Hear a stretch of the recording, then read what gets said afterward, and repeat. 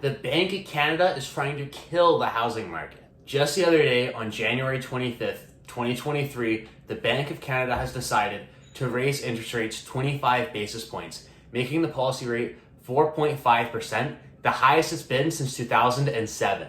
The pandemic has led to major inflation, and ever since earlier in 2022, the Bank of Canada has been incrementally raising interest rates, rate hike after rate hike after rate hike, trying to cool down inflation in hopes of raising the cost of borrowing. At its peak in 2022, inflation was at 8.1%. Now, after all of these rate hikes, inflation has dropped down to 6.3%. Still significantly higher than the Bank of Canada's target of 2%, but it is some progress. Ever since these rate hikes came into effect earlier in the year and throughout 2022 and heading into 2023, this has put a serious damper on the real estate market.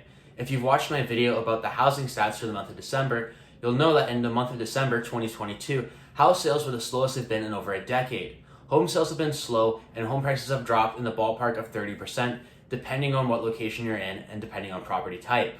The recent rate hikes have been a little bit lower from when they were earlier in the year. Our recent rate hike was only 25 basis points, as opposed to times like 150 and 75 earlier in the year. The rate hikes are a little bit lower, and it sounds that the Bank of Canada may entertain the fact of pausing rate hikes throughout a portion of 2023, depending on where inflation's at. It seems like they're kind of playing it by ear in terms of looking at what the inflation numbers come out to, and then from there deciding whether to raise rates or not. The major effect that these rate hikes have had, and the reason why the real estate prices have dropped so much and activity has dropped off a cliff, is because it seriously affects how much mortgage people can get approved for. When you go to get a mortgage pre-qualification, they take your income and figure out how much mortgage payment you can afford. But if your mortgage payment is higher because your interest rate is 5 or 6% as opposed to 2 or 3, it means that your payments are a lot higher. So your payment on a $500,000 home is going to be a lot more when your interest rate is 6% versus when it's 3%. So in order to afford that same home, you have to have more income to cover the higher payment. So this has seriously affected the real estate prices and also market activity. It also seems the Bank of Canada understands and acknowledges this, as their recent rate hikes have been lower and they are entertaining the fact of potentially not raising rates. They are meeting again on the 8th of March, and this is where we're going to find out if they're going to raise rates again or not.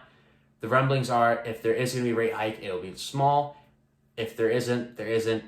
No one has a crystal ball, and even they're probably playing it by ear, to be honest.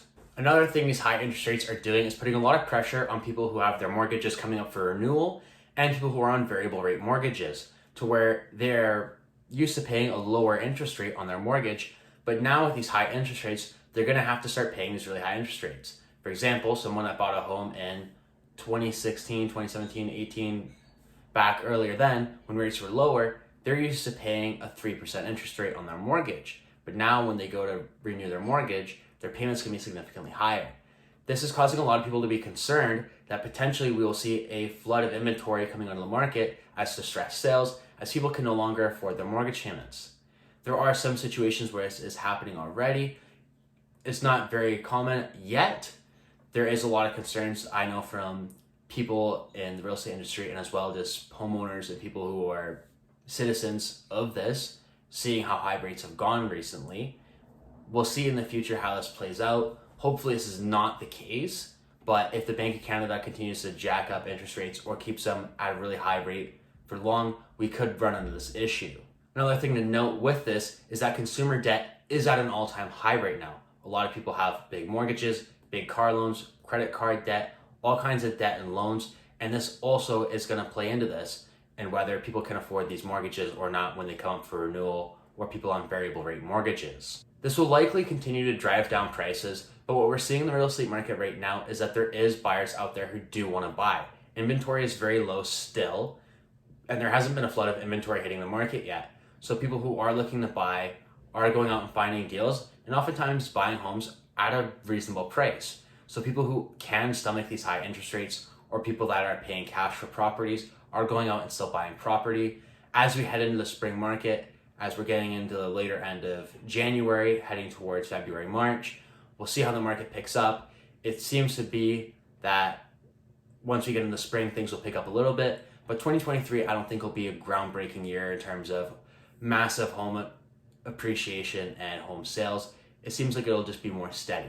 If you'd like to talk with me about how these interest rates may affect your mortgage on your home currently and how you may be in a situation where you need to sell, or if you're looking to capitalize on these lower prices and you're looking to buy in the Waterloo region, my email is in the description below. I'd love to be able to help you. Besides that, I hope this video is very informative. I'll see you in my next video.